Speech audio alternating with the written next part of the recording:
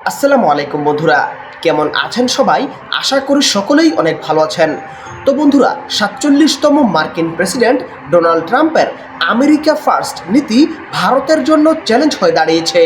Trump শপথের গ্রহণের পর অবৈধ অভিবাসীদের বিরুদ্ধে কঠোর পদক্ষেপ নিয়েছে, যার ফলে ১৮,০০০ ভারতীয় নাগরিককে দেশে ফেরত পাঠানোর উদ্যোগ শুরু হয়েছে।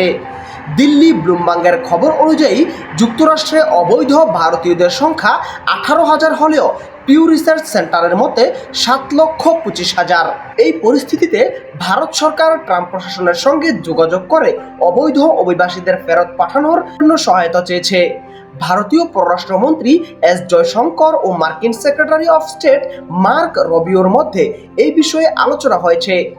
বিশ্লেষকরা বলেছেন, ভারত বাণিজ্যিক ও অর্থনৈতিক সম্পর্ক বজায় রাখতে ট্রাম্প প্রশাসনের সঙ্গে কৌশলগত আলোচনায় যুক্ত হয়েছে, যাতে উভয় দেশই উপকৃত হয়। আবার শোনা যাচ্ছে, অবৈধ অভিবাসীদের অধিকাংশই পাঞ্জাব এবং গুজরাটের অধিবাসী।